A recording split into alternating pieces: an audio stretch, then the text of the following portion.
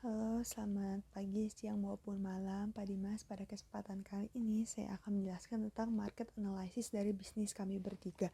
Bisnis kami ini berfokus di dessert box yang kami namakan Sweetings. Sweetings adalah satu bisnis yang kami buat, merupakan dessert box yang difokuskan ke rasa yang unik, harga yang murah, dan kualitas yang tinggi.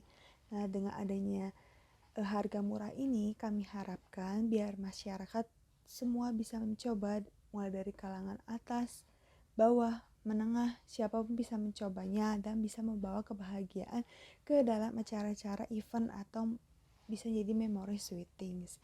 Nah, target market kami ini adalah perempuan dan laki-laki di umur 5-80 tahun. Kemudian juga penyuka makanan manis ataupun dessert. Dan ini tuh semua kalangan ekonomi, mulai dari ekonomi bawah, menengah, dan atas. Nah, selanjutnya market scope. Market scope kami itu berfokusnya di Indonesia, tepatnya di Bandung. Ada beberapa permasalahan yang kami ingin pecahkan. Masalahnya adalah masalah kesenjangan ekonomi. Adanya masalah kesenjangan ekonomi ini membuat masyarakat belum bisa mencoba dessert box. Kebanyakan dessert box yang enak itu atau yang terkenal itu dijualnya sangat mahal dan tidak bisa dibeli oleh semua kalangan. Maka dari itu kami menganalisa beberapa ada di empathy maps kami ini. Nah, ini ada yang kami analisa melalui apa yang diinginkan customer dan apa yang customer komplain. Nah, apa yang kami dengar itu dessert box harganya mahal, rasa krimnya terlalu banyak dibandingkan kuehnya. Nah, rasa yang terlalu berat sehingga bikin customer cepat bosan, dan rasa yang monoton sehingga customer tidak akan membelinya terus-menerus. Nah, maka dari itu kami ingin menjual dessert dengan harga yang murah, lebih mementingkan kualitas juga. Dan produknya ini bisa dibuat menjadi tren baru di pasar dan bisa trending di pasar. Setelah kami teliti, kebanyakan orang yang menjual dessert box sekarang ini menggunakan pengawet dan pengembang. Nah, apa yang akan kami lakukan dan kami katakan itu dessert box ini kan cenderung mahal. Nah, supplier bahan-bahan juga ada yang mahal, tapi kita akan cari alternatif biar dessert boxnya bisa jadi murah tapi kualitasnya tetap tinggi. Nah, apa aja sih yang pain dan gainnya? Nah, pain itu sulit menemukan supplier bahan yang memiliki semua bahan yang diperlukan. Jadi misalnya bahan-bahannya perlunya ABC, yang A-nya ada di supplier 1 tapi B-nya di supplier 2. Nah, itu ada kesulitan sehingga kita sebenarnya ingin memilih satu supplier yang memiliki semua bahan gitu. Gainnya apa sih? Nah, akan ada banyak orang yang tertarik dengan harga yang murah, rasa yang unik, dan tidak monoton. Sehingga bisa dipakai untuk nih ada event-event orang-orang, bisa dipakai atau dimakan dessert boxnya.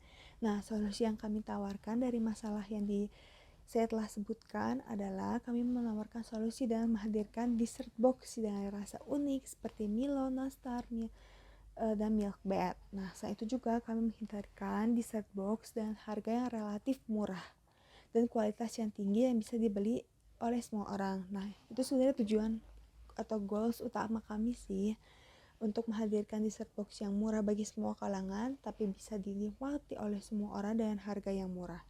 Nah, diferensiasi produk kami adalah dessert box kami ini buatan homemade sehingga bisa dikonsumsi oleh semua kalangan umur, mulai dari anak kecil.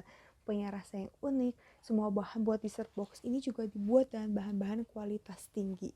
Nah, harganya relatif murah, sekitar 35.000 sampai 40.000, sehingga bisa dibandingkan dengan kompetitor lain kami itu lebih murah dan lebih menarik.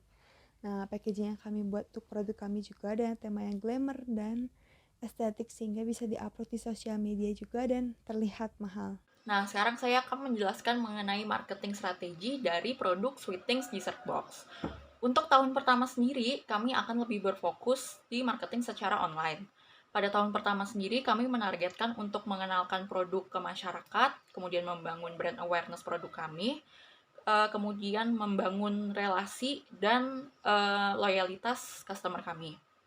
Kami akan lebih memanfaatkan channel yang lebih murah seperti sosial media, kemudian aplikasi online seperti GoFood, GrabFood, dan sebagainya, marketplace seperti Tokopedia, Shopee, teman dan keluarga, serta komunitas bisnis. Nah, untuk strategi yang kami akan terapkan di sosial media kami yaitu dengan membuat konten yang menarik berupa video ataupun infografis. Kemudian pada launching opening produknya kami juga akan mengadakan promo secara besar kami. Kemudian ada juga giveaway.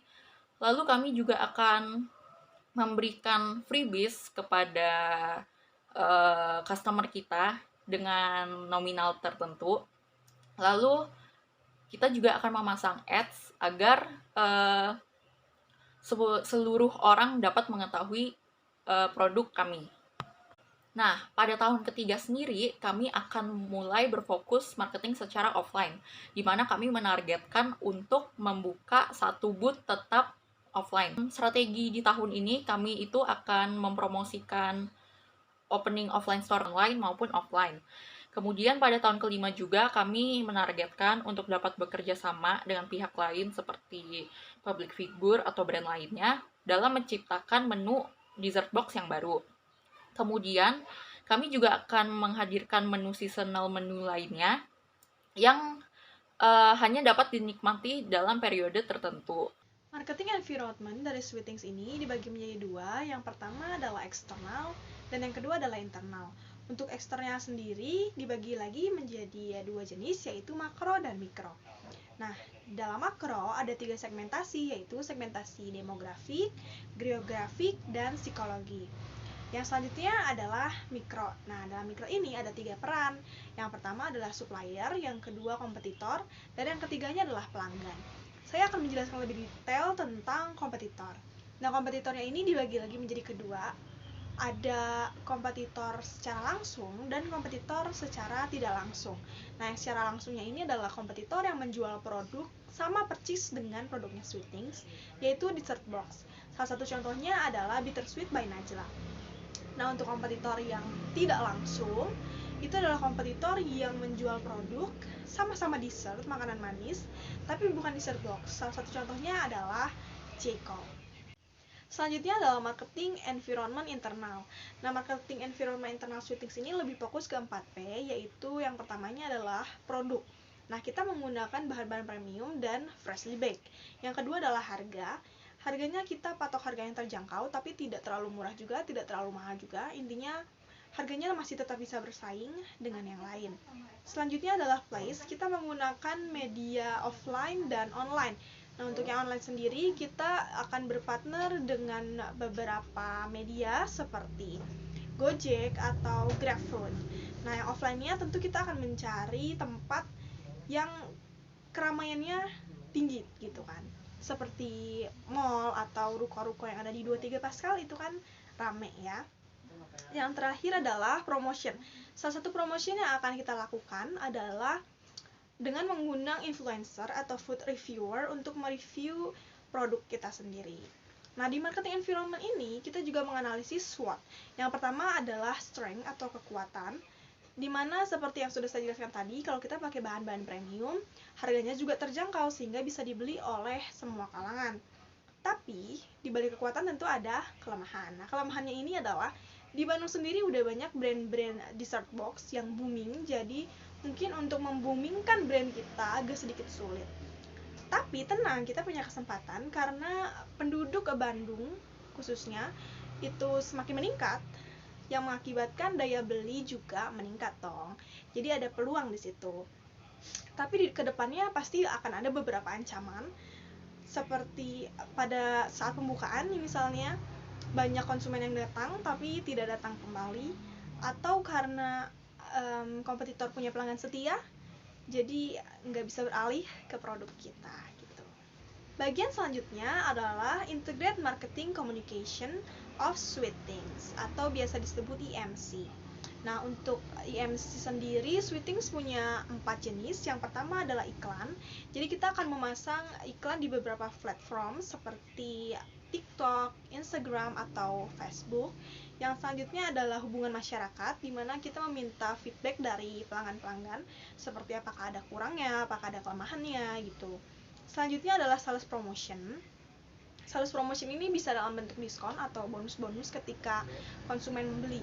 Dan yang terakhir adalah event and experience. Nah, ini adalah bukan salah satu sih, tapi satu-satunya EMC atau strategi EMC yang memerlukan biaya yang besar gitu. Contohnya itu seperti soft opening atau grand opening.